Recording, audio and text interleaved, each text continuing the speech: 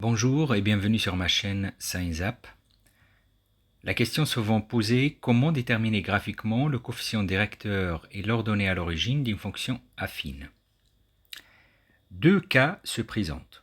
Ou bien on a une fonction affine qui s'écrit sous la forme ax plus b, avec a c'est le coefficient directeur, b c'est l'ordonnée à l'origine, et on va expliquer comment on peut déterminer le coefficient directeur ou la pente de la droite, et comment aussi on peut déterminer l'ordonnée à l'origine.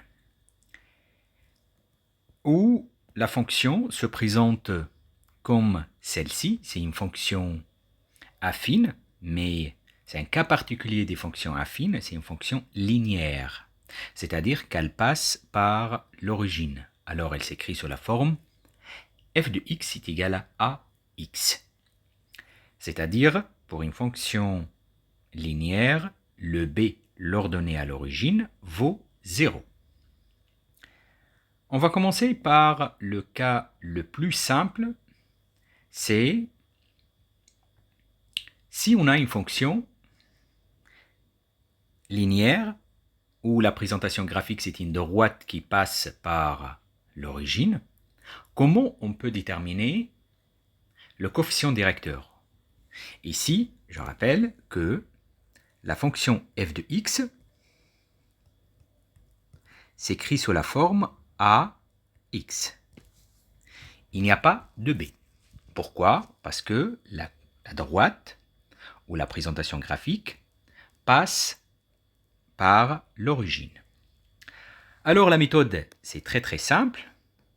Pour déterminer le coefficient directeur graphiquement, on va choisir deux points, et c'est un point A, on le nommera A et B. Par exemple, je vais choisir ce point qui est là, ça c'est le point B, et ça c'est le point A. Alors, notre rôle, c'est de déterminer les coordonnées de A et de B. Donc, G, B. De coordonnées, c'est toujours un point de manière générale. C'est X, donc X, Y. C'est l'abscisse, l'ordonnée. Alors, pour le point B, l'abscisse, c'est 2. Donc, ici, on peut voir ici. Voilà. Et donc, c'est 2. Donc, je note 2. Et l'ordonnée ici, c'est 2 aussi. Donc, je note 2. Donc, le point B, c'est de coordonnées 2, 2. Pour le point A, c'est la même chose. Donc, ça, c'est 1. Donc, le point A, c'est 1 et 1. Ça, c'est la première étape. Pour déterminer la pente ou le coefficient directeur, il faut choisir deux points A et B. Bien sûr, ces deux points appartiennent à la droite. C'est-à-dire, j'aimerais bien expliquer tout. Je n'ai pas le droit de prendre un point C ici. Pourquoi? Parce que ce point C ici, elle n'appartient pas à la droite. Il faut que le point sera sur la droite. Sinon, on ne peut pas déterminer la pente par les coordonnées des points qui n'appartiennent pas à la droite. Donc ça, on ne peut pas prendre ce point-là. Alors, je continue. Puisque j'ai ces deux points-là, la règle, elle dit quoi? Pour déterminer, en fait, la pente A, il faut appliquer la règle suivante. C'est très simple. Alors, cette règle, elle dit quoi? Il faut prendre l'ordonnée. L'ordonnée, c'est ça. Je vais le mettre en... C'est ça. Ça, c'est l'axe des ordonnées. Et donc, il faut prendre l'ordonnée de B moins l'ordonnée de A sur l'abscisse de B moins l'abscisse de A. Alors, c'est simple. Je reviens ici. L'ordonnée de B. Pourquoi je prends le point B? Parce que le point B est au-dessus. Il faut toujours prendre le point de dessus. Parce que l'ordonnée de B, c'est supérieur à l'ordonnée du A. Je répète, l'ordonnée de B, c'est supérieur à l'ordonnée de A.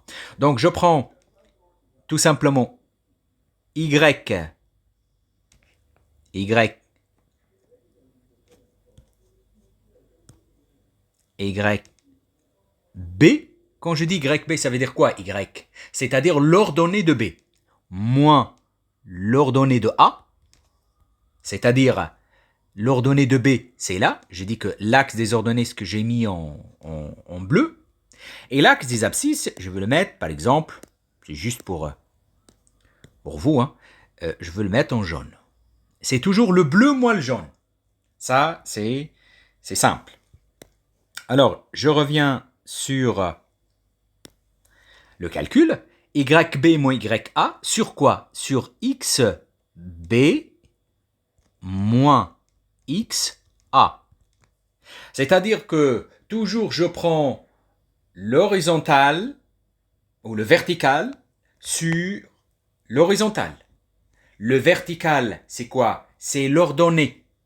Ça, c'est l'axe des Y. Ça, l'axe des Y. Et là, c'est l'axe des X. C'est toujours. Alors, donc j'ai YB moins YA sur XB moins XA. Donc là, je vais remplacer tout simplement. YB, je l'ai. Ça, c'est, regarde, Y, je vais mettre en couleur. Ça, c'est très simple. Regarde, ça, ce qui est en jaune, je le mets en jaune.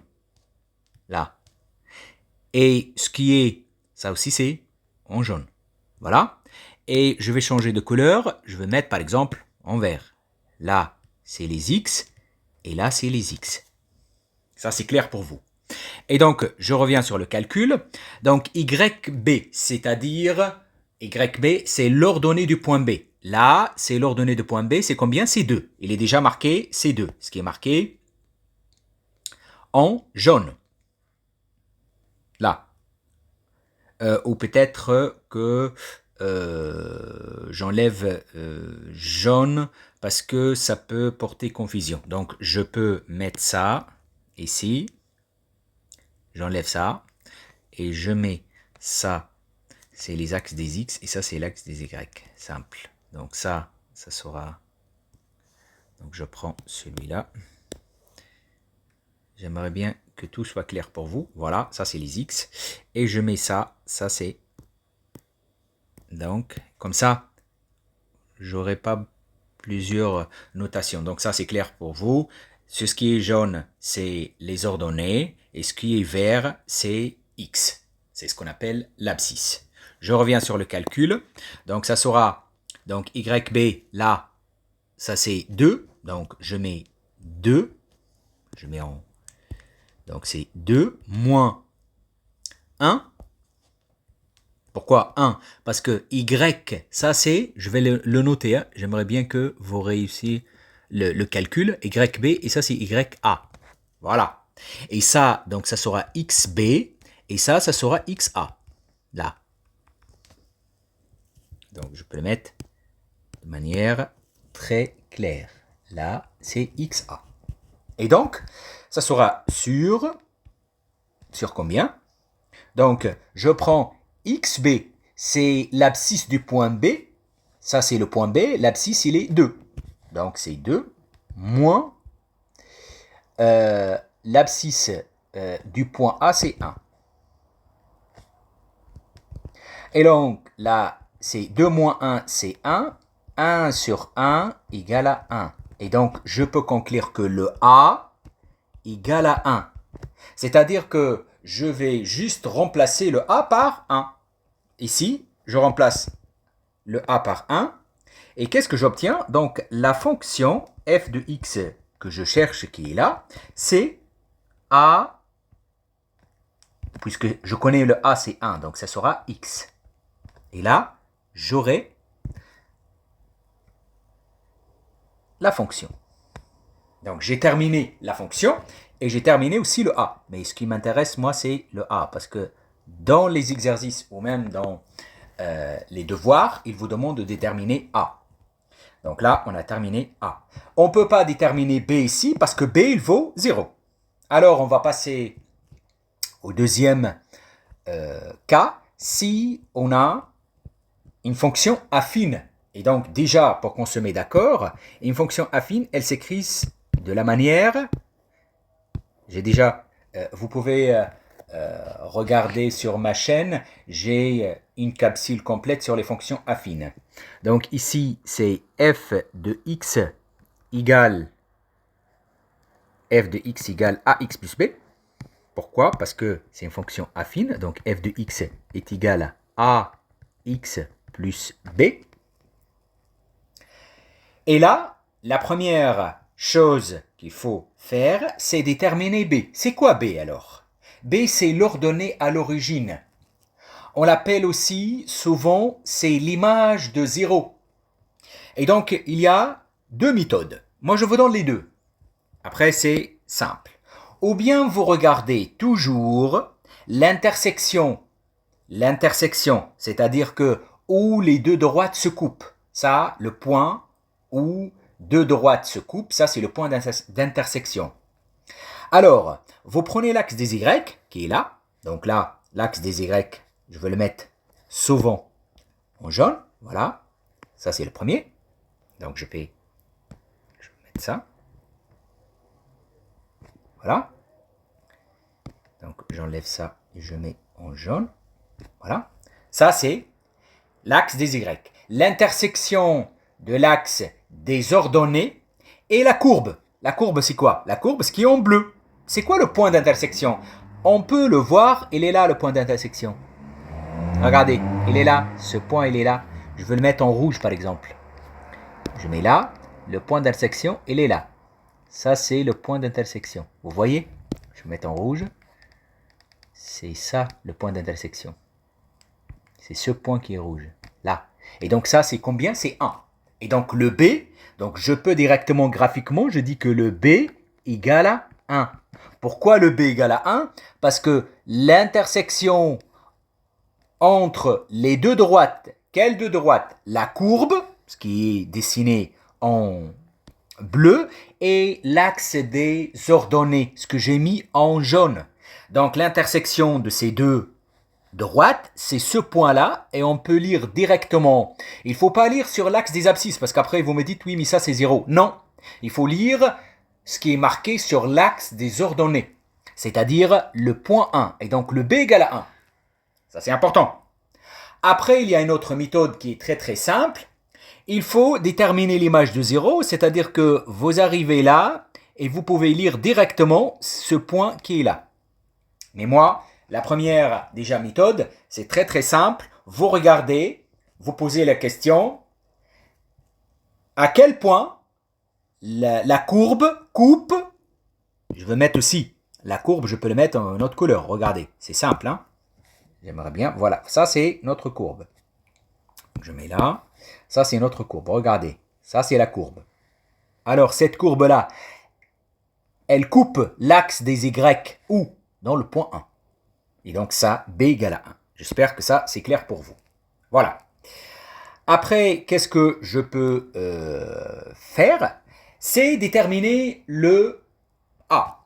Mais c'est toujours graphiquement, parce que j'ai une autre capsule après qui déterminer, ou on peut déterminer le A par calcul. Mais là, c'est graphiquement. C'est-à-dire que la méthode graphique, c'est toujours, il faut choisir deux points et déterminer A facilement. Donc, c'est simple. Je prends, par exemple, deux points. Je prends ce point qui est là. Donc, je peux écrire que notre B, on a déjà déterminé le B égale à 1. Ça, c'est déjà fait. Alors, donc ici, je peux dire que B égale à 1. Ça, c'est fait.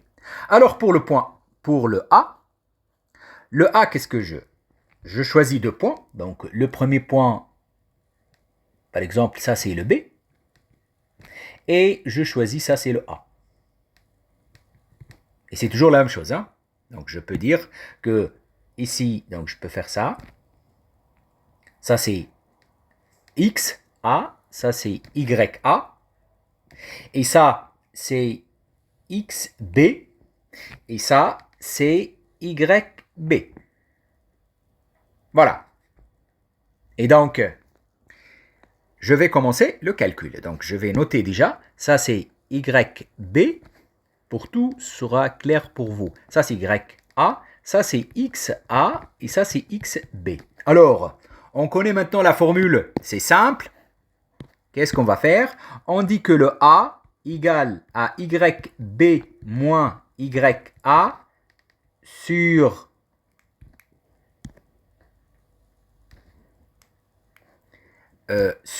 XB moins XA. Je détaille aussi. C'est quoi YB? YB, c'est l'ordonnée de B. Comment on peut lire l'ordonnée de B? Sur l'axe horizontal. Vertical, pardon. Sur l'axe vertical. Comment je peux lire XB? XB sur l'axe horizontal.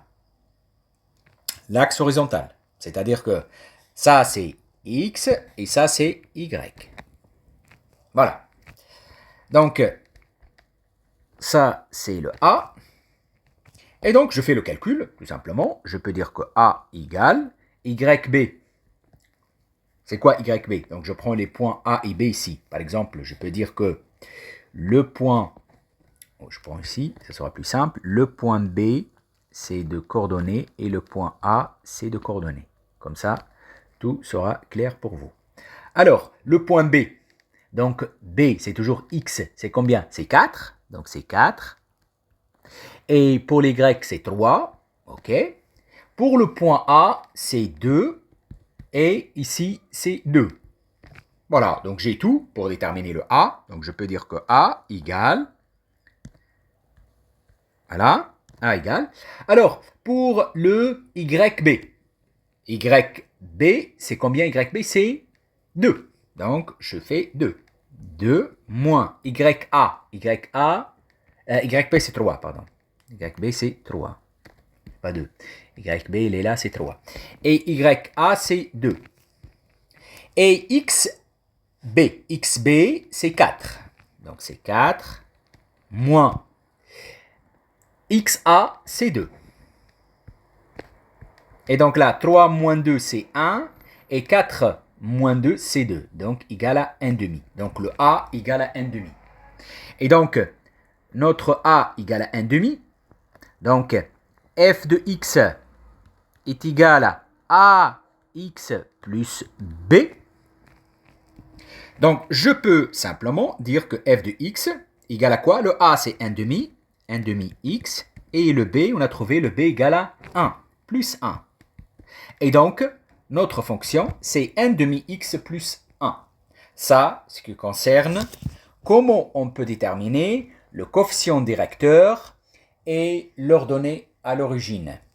J'espère que cette capsule vous permet de comprendre comment on peut déterminer graphiquement ces deux paramètres. N'oubliez pas de liker la vidéo et d'abonner à ma chaîne pour faire plus de vidéos. Au revoir et à la prochaine.